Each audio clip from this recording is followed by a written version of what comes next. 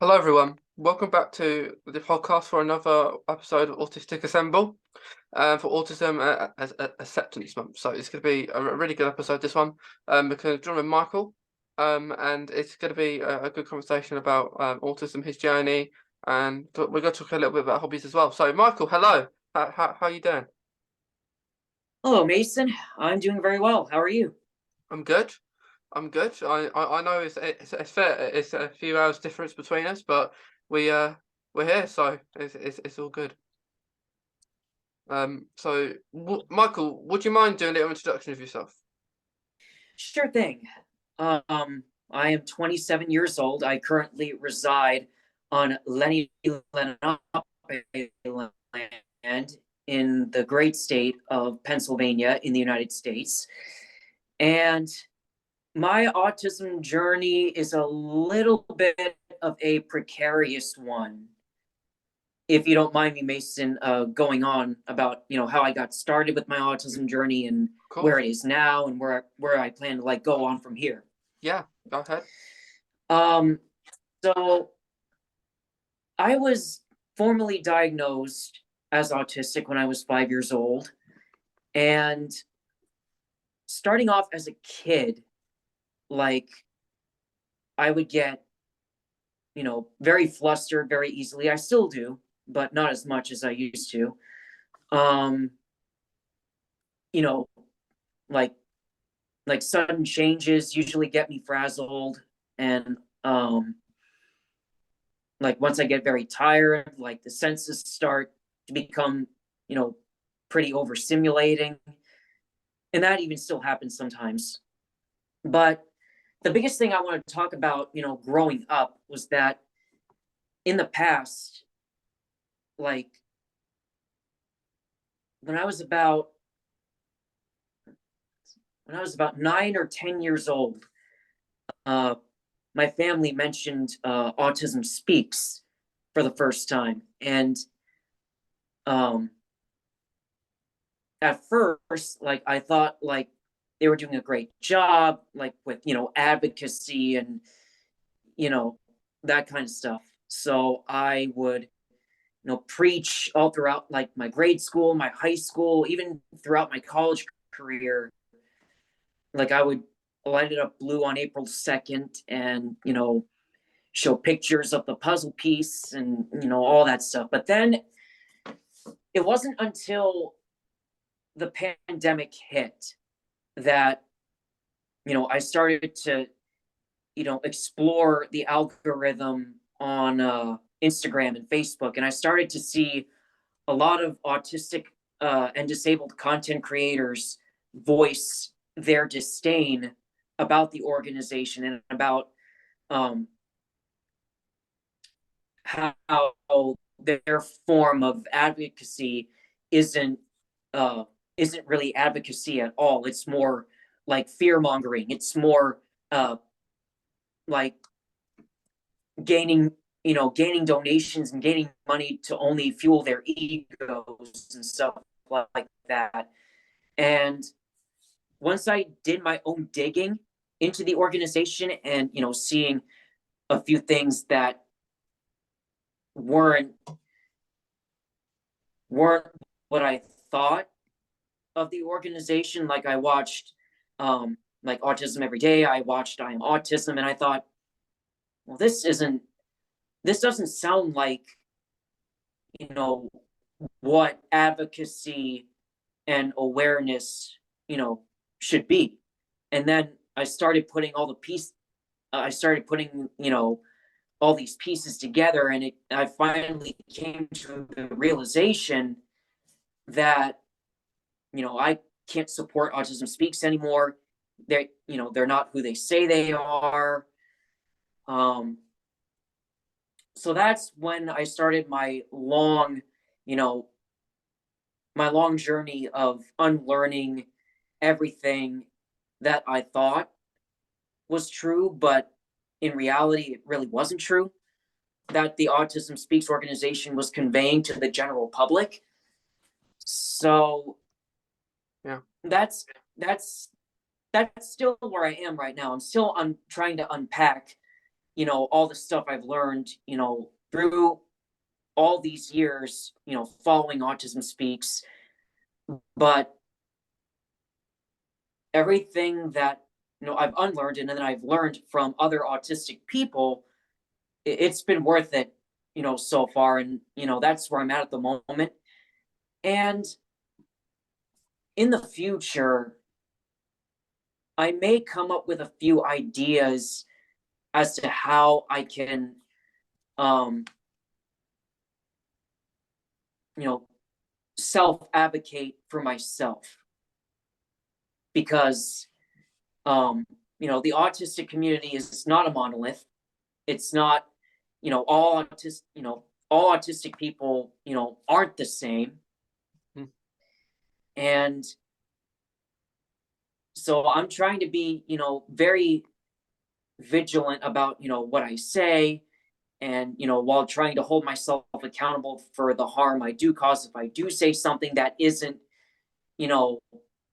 very much welcome, within the autistic and disabled community. So that's where I'm at the moment. Yeah. Yeah, I think it's all a process, isn't it? Because like you say, everyone's different, so everyone is going to experience something differently. And I think it's really good that that you're planning for the future already, because anything could happen in the future. So it's always good to kind of plan and share your story as like you are today, Michael. So it is good. It is good, and like with certain organizations, there's always going to be them. I'm afraid that there's always going to be them. And last year actually, like I had an organization like saying that autism is a disease, and doing this was actually for acceptance day, like I think or April 2nd every year, isn't it?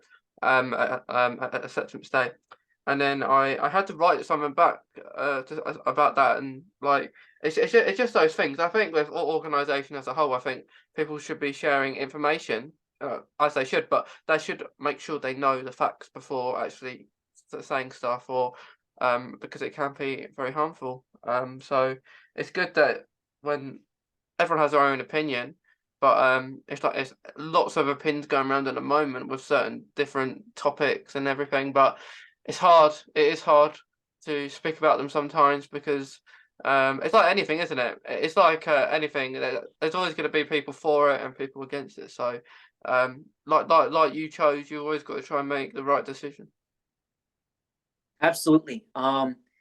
In fact, one of the first posts that I made on my path to start, my unlearning experience about autism, stereotypes, and stigmas actually focuses on Hans Asperger. Now, if that name sounds familiar, it's for the, outdated and very damaging functioning label known as Asperger syndrome, which is how I identified myself for years until that moment. After hearing about, that it's now not in the DSM, and, the history surrounding Hans Asperger and his collusion with the Nazis, and learning about all that, I immediately thought, why would I want to identify myself by associating with someone who colluded with one of the most notorious hate groups in history? Like, so that's when I began transitioning from saying I have Asperger's syndrome towards saying that I identify myself as autistic. Because the way that, the DSM classified, and I think it still classifies, autism, I think there's some nuances within the DSM that try to separate the autistic community by functioning labels. You know what I mean? Yeah, I don't Like, like them. Yeah, yeah. The like the And I think labels that's are where hard. the myth of, perceiving the autism, and oh, I'm sorry about that, Mason. But what I what I also, one of the first posts I made considered was centered around the myth that the autism spectrum is linear, which isn't the case. And I feel like that's where, you know, the separation of the autistic community came from, with Asperger's, classified as, mild autism. And then you go down like this line towards like an end where autistic people are seen as like more severely autistic. Like, and that's Yeah, that's just it's not right, is it? that's not right. And that's where everybody started picturing, especially other autism advocates, they started, posting, this circular graph with, different autistic traits and, different, levels of how much they're experiencing those traits. And even so, even in that particular moment, that can change. Autistic traits fluctuate from time to time, in some cases every second of every day, and they change throughout our lives. So that's the big thing, especially when, we're talking about, accommodations and stuff like that. We have needs, and those needs change over time based on how we experience our autistic traits at any given moment within the society that we're in at the moment, if you know what I mean. Yeah.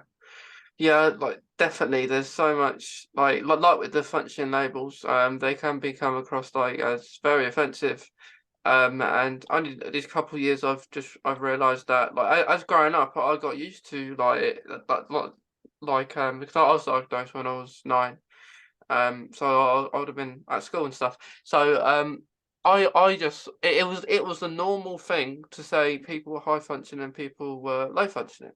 That's what it was normal. There wasn't any bad thing about it back then. But now it is. It kind of undermines people in a way now. And I think it always has. It just hasn't been. No one's done anything about it and stuff. So like in a school setting, especially like low functioning, in my eyes, just that the two means one's clever and one's dumb. But it shouldn't be like that. Like as you say, we shouldn't be kind of like the whole thing is about being different and shouldn't be like comparing. It's almost like comparing someone low functioning to high functioning. Someone may need a bit more support, but yeah, the function labels can, like you say, be quite offensive. And that's why many autistic advocates are now pushing for the terms like higher support needs or lower support needs, Yeah, because you know they are the best. autism. That's the forward. Mhm, exactly. And I think where my journey really started to take off with advocating for myself as an autistic person began when I posted, I think it was in 2021, on Instagram and on Facebook, with me wearing a red shirt with, excuse me, with the puzzle, with the picture of the puzzle piece with a with a "don't do this" like symbol, with the circle and the Yeah, line, through the center of it. And on one side, and on the other side was the rainbow infinity symbol. And I that was, a culmination of what I've learned at that time about, what the autistic community was saying about Autism Speaks, and how it doesn't really speak. Ironic, isn't it? Like, it's called Autism Speaks, but it doesn't speak for autistic people. You know what I mean? So and I even wrote down um, on my laptop and I printed these out, I wrote down like underneath the puzzle piece, I wrote down like, I'm not a problem that needs to be solved. And underneath the infinity symbol, I wrote down, I'm a real person that wants to be accepted and appreciated. And that's kind of like the overarching point of autism advocacy, is that, you know, many people, you know, they're already aware of autism, but through harmful organizations like Autism Speaks, it's kind of like, you know, they're aware of autism through like through a wrong lens, so to speak, because, you know, through most of the time it's, you know, neurotypicals, you know, who are speaking up over the people that they claim to be advocating for, when in reality they haven't lived each day as an autistic person throughout their everyday lives. Yeah.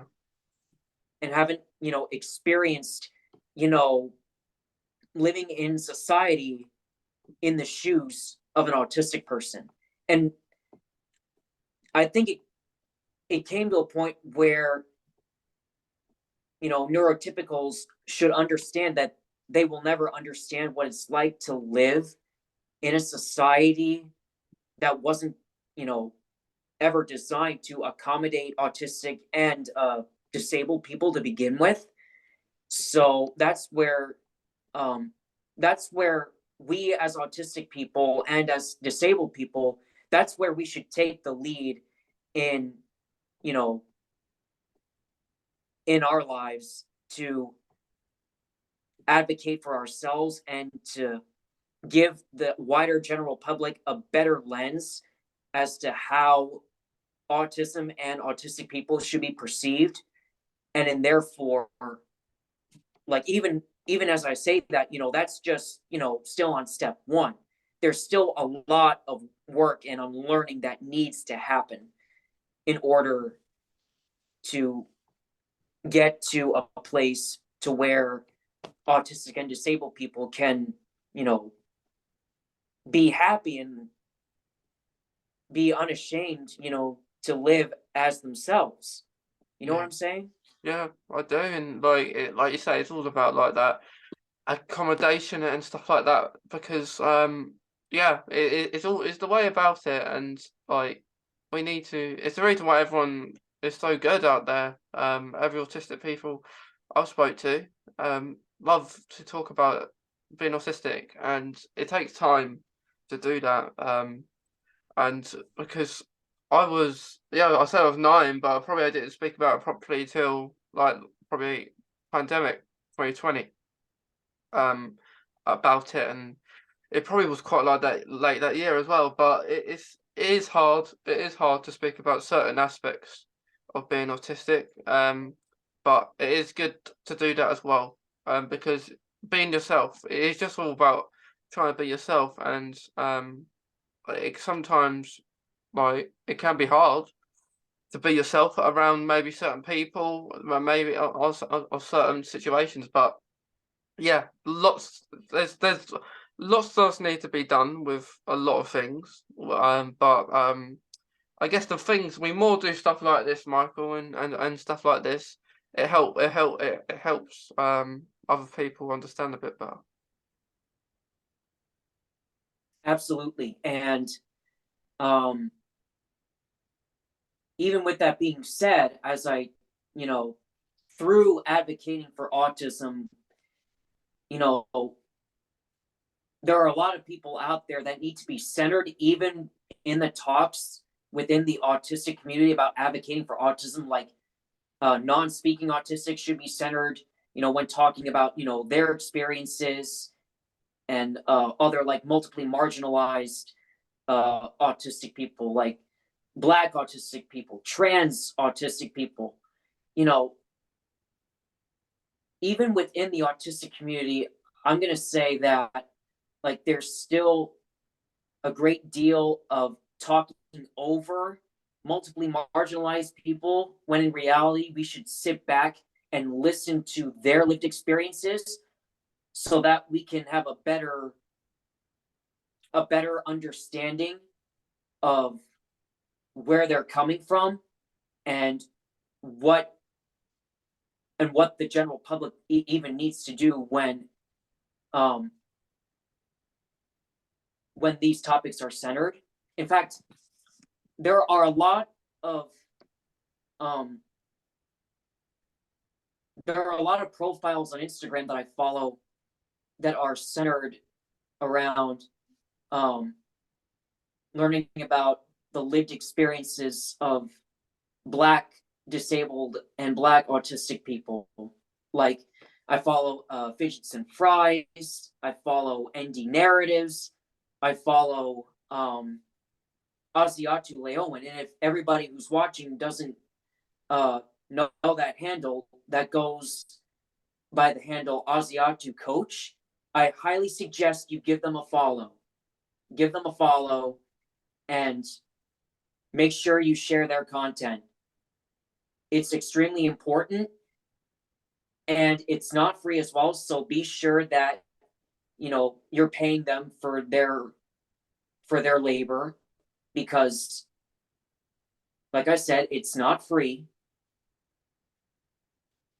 And also because it's extremely hard for them to talk about their lived experiences of going through all that trauma of living in a world where colonizer capitalism is still reigning supreme. And I think that's where all this, racism, homophobia, transphobia, ableism, anti-Semitism, I think the overarching factor of all this suppression and intersectionality is because of capitalism and colonization. And I think that's where we need to sit back, that's where, especially for me as a white autistic person, that's where I should step back and sit with my discomfort whenever, I'm being held accountable, instead of, hiding behind, my vulnerability, but, without hiding behind my insecurity, instead of taking it as a learning experience and being better about myself as I go forward, even with autism advocacy, because there have been points throughout the time I've been advocating for autism where I feel like I have spoken over multiply marginalized autistic people. So that's something that I need to keep in mind going forward. And I think what all white autistic people should take into consideration when going forward, through their advocacy. There's a difference between speaking over someone and amplifying voices. That's the thing I'm trying to get at here. Yeah, it's very important to raise awareness of all these different things. And I think it's coming more common now. And I love to see it. I love to see all this different acceptance, and I think acceptance is very important. Especially if you're autistic, I think that's the main thing everyone ever wants, to be accepted. And if you like you say, if you're part of other communities as well, that's extra important to be accepted, because it's hard to speak about anything. Let it be autism, let it be something else. It's very hard at the start. Always is. Like for everyone. Whatever age you're diagnosed, it will be hard. Because I think talking about it is one thing and getting the natural diagnosis is another thing. But yeah, it is good. It is good to talk about this, and I think it's good when people speak about it openly, because the more people that are speaking about it openly, will help other people who are maybe a bit nervous maybe a bit laid back or anxious, they don't normally talk about it. And it's our job, I guess, to help that and to help them if you're struggling, because keeping it inside not helping anyone, not helping yourself, because that's where mental health comes into play. Because if you're like just dwelling inside, like maybe copying or just afraid to be yourself, like we said at the beginning, like because it's very important to be yourself, because if you're not yourself, who are we? Who are you going to be? Because you want to be yourself. You don't like want to be affected by other people's decisions. Because at the end of the day, you made that last choice. And yeah, I think that's all really important, and it's good. It's good to be doing this kind of stuff, though, Michael, and talking about points that are important. Um, and I heard you mention, Mason, about, you know, autistic people who are uncomfortable, you Mm. know, opening up about being autistic, and that's fine too. Like, I think there's a lot of stigma going around around people who haven't come out as autistic, and I feel like that needs to be put to bed. Like, they're just as valid as the people who have openly come out as autistic, and their privacy should be respected. Yeah.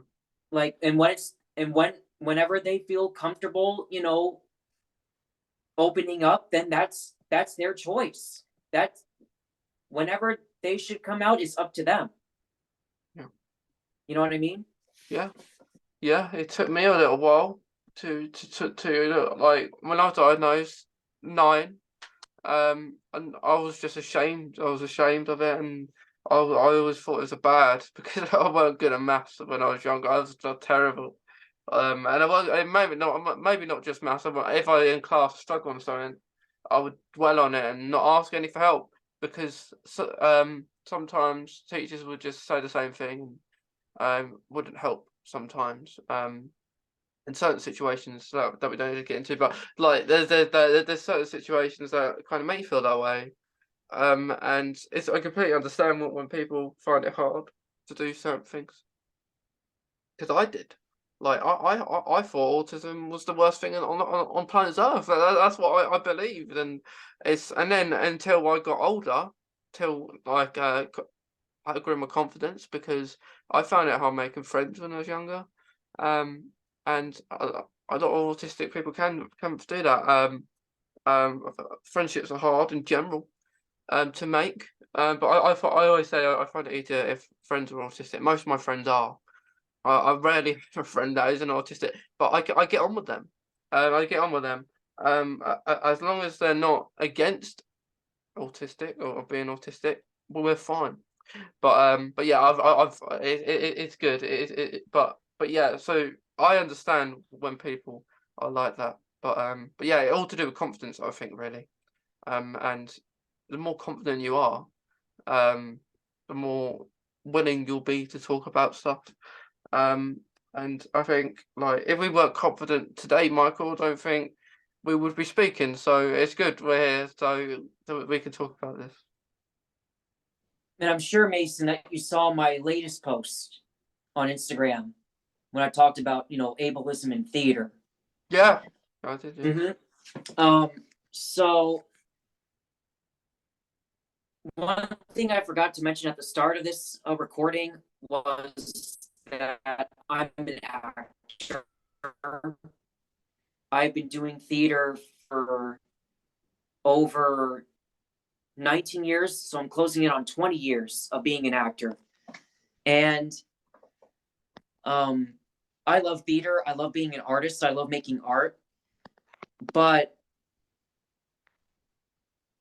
as I said in my post about ableism in theater, there's still a lot of work that needs to be done. Because there have been a lot of talks surrounding, racism, homophobia, transphobia, fat phobia, which is a major talk within the theater Yeah. community, as to where the industry needs to improve itself upon. Ableism is also talked about, but I've seen it talked about within the perspective of the audience, improving accessibility in an auditorium for audience members who are disabled. You know, finding spaces within the auditorium so where they can be comfortable sitting in to watch the show. And I think not a lot is put on the emphasis of focusing on accessibility for autistic autistic and disabled actors, stage managers, directors, stage crew, tech people, because these are the people that are really engaged in bringing art to life.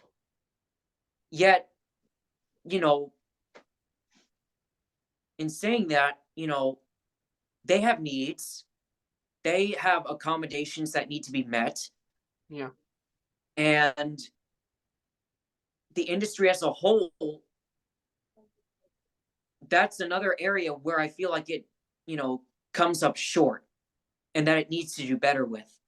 In fact, I auditioned for a production of The Curious Incident of the Dog in the Nighttime. Okay. Which centers, if you don't know what that show is about, Mason, I highly suggest that you give it a look-see. Yeah, I have heard of it. Nice. So I auditioned for it in 2018. Yeah. And I thought that I had a chance, that, I'm autistic and this would be a good opportunity to, represent, autistic actors within the industry in a show and in a role that's, widely known as, disability specific. But then I didn't get the role, and now that I look at it at the theater that I work at, that I auditioned for, for the show, I looked up The Curious Incident of the Dog in the Nighttime, for its Broadway, I can't speak, Broadway run. Excuse me. And I looked at it and I saw that no actually autistic neurodivergent actor was cast as the lead role, Christopher Boone, in the show. So that's another area where the theater industry needs to improve itself upon, is representation and inclusion of autistic and disabled actors on the stage. And also, not just that, also as to how we are represented in the stories that are told and as to how those stories are told, if you know what I mean. Yeah. Yeah, I definitely agree. Like I've done a bit of acting, in the past, and I love it. I love it. I do it all the time. In my spare time, I do acting. Like not professionally, but just for fun. And I really enjoy it. But yeah, I completely understand what you mean. Like I think lots of places, not just in the theatre industry. I think loads in other environments needs to be improved. But yeah, I completely agree. Like I think it's great when I see autistic things that they get involved in, because it's really important to raise that, like for people who are neurodivergent, to involve them, because it is really important. And like last year, it was a film, but a friend of mine who's autistic and we were at school, was in a film called I Used to Be Famous. And what that is about, it's on Netflix. But Are you talking about Chloe Hayden? no, it's a film. And basically, it's like, which is on Netflix. and what it's basically about is about music, which a lot of music does like really impact and a lot of autistic people. And basically what it's about is like this autistic person has quite a lot of meltdowns, but Mm. like and stuff, and because they really want to do music, and people are stopping it, and then find this other like really good guy, and who isn't autistic, and learns about it. So I think we need more stuff like that, and in the theatre as well. I've been to theatre a couple of times, but yeah, I definitely think I would like to see more autistic kind of shows, or it doesn't even have to be an autistic centered show. It can just be a show with an autistic actor at the lead role, perhaps. But yeah, I definitely agree. Lots to, like, especially like you said about like people with wheelchairs, or people who are disabled, in like, or maybe audience settings. It's I think not just the roles of the performance. I think as well as the audience, maybe side of things could perhaps be changed or altered. But yeah, definitely lots to do. Hey, Michael.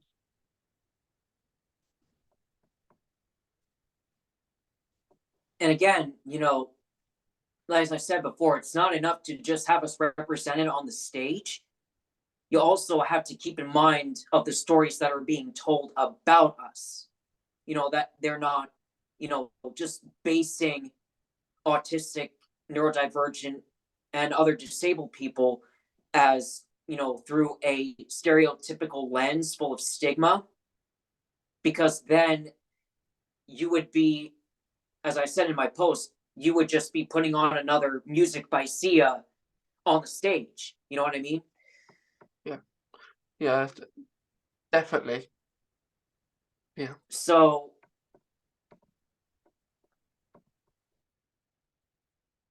yeah, that's my stance. That's my stance on where the theater industry in particular needs to improve upon when it comes to engaging with disabled actors within the industry. yeah. I think like you said, lots does need to be improved. From acting, um, because it is very important. Like for people to be heard. I think things like this, um, people to talk about stories, and mention about ableism and stuff like that. Which is good that you mention that, because I don't see like a lot of other people talking about that within theatre. So I think that is great that you've highlighted that, Michael, because it's good when you highlight stuff that are maybe it could be quite rare actually, that not talked about enough. So it's good when we mention these points that hopefully get highlighted and um seen, because it's important. It's a whole thing is about getting heard and being accepted for who we are. So I hope things do improve. Like for the last 20 years, autism has improved, but we're going to be saying that every 20 years. So lots needs to be done within all environments. If it's autism, if it's another kind of job, if it's in education. I'm always saying, which people probably get tired of me saying, but I'm always saying that autism should be a lesson. It should be a lesson at school. It should be something like that, or just an adaptation where you can talk about for 10 minutes at the start of the day, just a little, because there's so much to talk around it. Like today, we're talking about um organizations a little bit. We're talking about our journeys and stuff like that. But and theatre and acting, but like we could do a whole episode on one thing, and then another episode on a completely separate topic within autism. So it's really awesome that there's so much to talk about. Indeed, Mason. So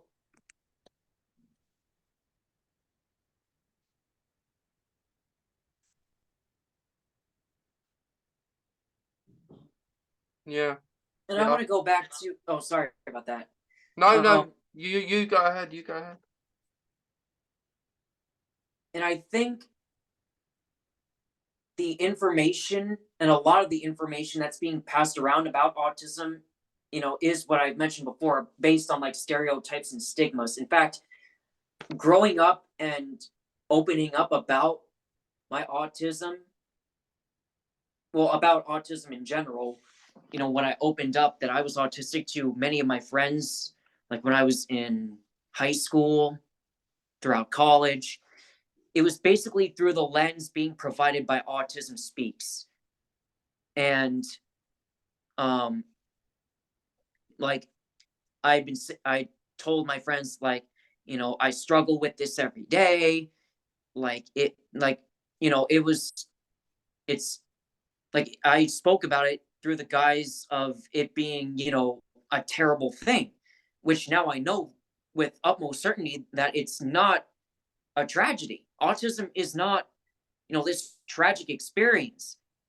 It's neutral, like everyday people. Like you have good days, you have bad days.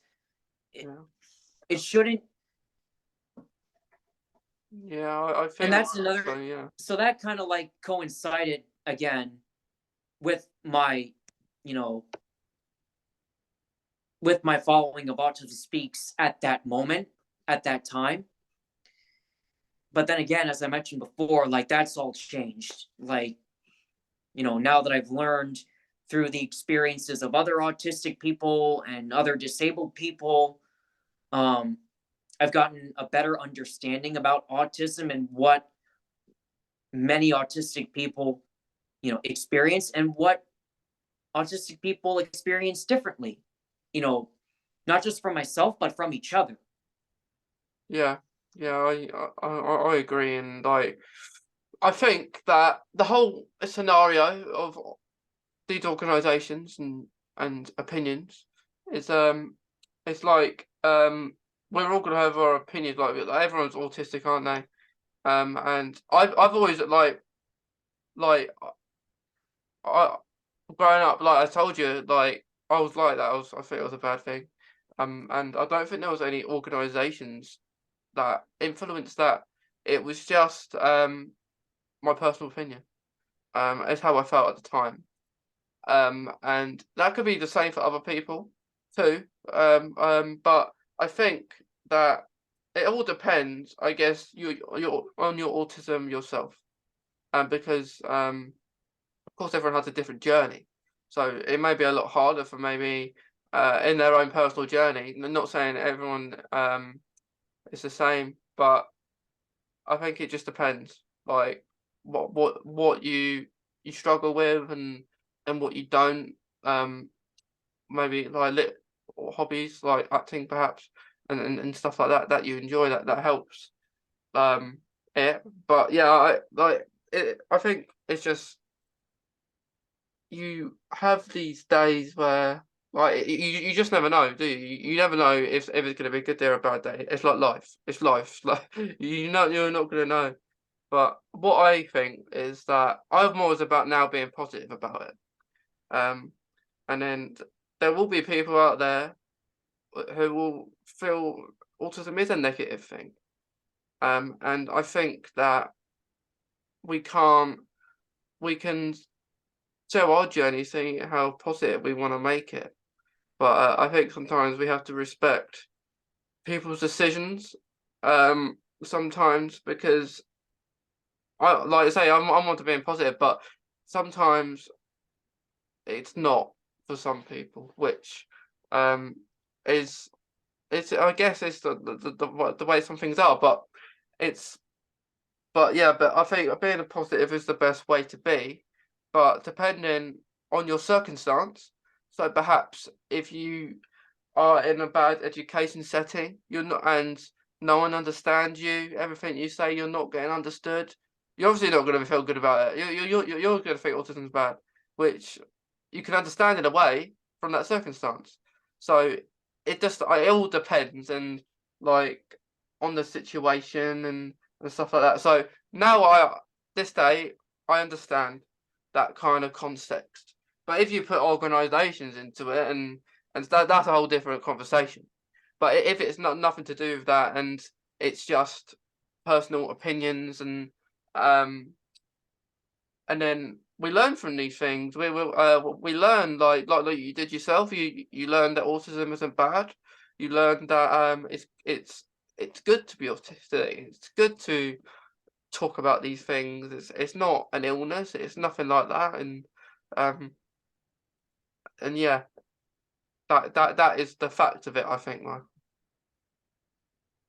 Exactly.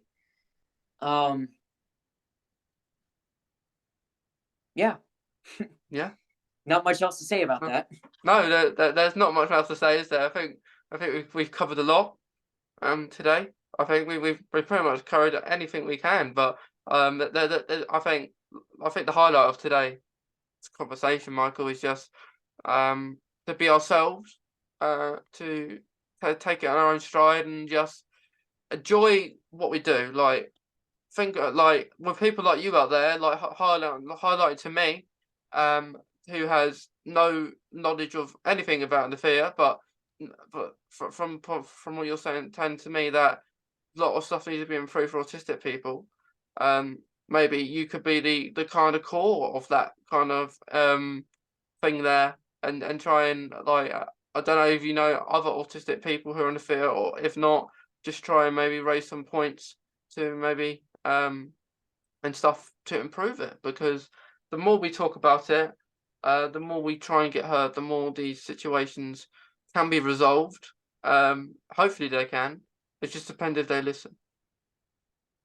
I think. Exactly. Yeah, yeah. But before we finish, Michael, is there anything else that you want to add, or any advice that you do want to share before we finish? One piece of advice that I want to give to everyone who's watching this is a saying that was coined by the lovely Asiatu Leowen, whom I follow on Instagram and on Facebook. And the term that they coin is community is the antithesis of capitalism. And I want everyone who's watching to keep that in mind as they go forward. Yeah. But thank you for sharing, because I think community is very important. Like community is just the whole reason we're here today. But it's just talking about this kind of like talking about what we're talking about, because autistic community is getting much and bigger all the time. And like, but back when I was diagnosed, and you was probably and you was diagnosed, Michael, a lot of us, I know for me, a lot of people were diagnosed around that age, and now I'm seeing people get diagnosed different ages, which is great. It just shows that it's not just not a children thing where you get diagnosed with autism. You get diagnosed in your 50s, you can get diagnosed in your 40s. It doesn't matter. But yeah, thank you for sharing that, Michael. And also, if you don't mind me saying another thing, Mason. No. As another piece of advice, speaking as a white person, as a white autistic person, to anyone else out there, don't speak over multiply marginalized people, especially multiply marginalized autistic people. Sit back, learn from their lived experiences, and if you are held accountable, are you going to hide behind your vulnerability, behind your insecurity, or are you going to sit with it and take that as a springboard to better yourself for the good of the community? Yeah, I completely agree. Yes, I think it's the highlight of today's episode, isn't it? That just listen to us, and if hopefully everything will be okay. But yeah, thank you for that, Michael, with your advice. Very very good of you to share that. But is there any other advice, Michael? I don't know if you got any more for us, or was that just it?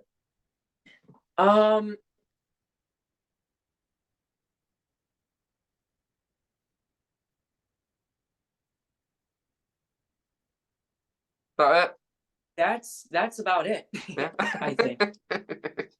Yeah. I mean, at least that's what I can give. Yeah, it's good. It's good. It's good that you can give any, because it's very important. to just I always like to finish an episode on that because I think it's really important, like for you to share that. But yeah, thank you again, Michael, for coming on the podcast. I know it's your first podcast, so thank you for coming on mine. And Thank you for having me, Mason. yeah, I hope you've enjoyed it and everything, like coming on and everything. Absolutely. This was a fun experience. Like, I feel like if I get the chance to join another podcast, maybe I'll take that into consideration. Yeah, yeah, the more the merrier. I have been on a few myself, not mine. Well, I'm always on mine, but like other people's podcasts. I think they're really fun, and awesome. But yeah, to anyone listening or watching today, I hope you've enjoyed it as well, and take some things into mind within a few topics that we spoke about within theatre and lots of other stuff we've talked about. Um, but yeah, thank you for to anyone watching, listening, and thank you to Michael. And I will see you in the next episode. So thank you again, Michael. Thanks for having me, Mason. And also to everyone listening and watching, do not, and I repeat, do not support Autism Speaks.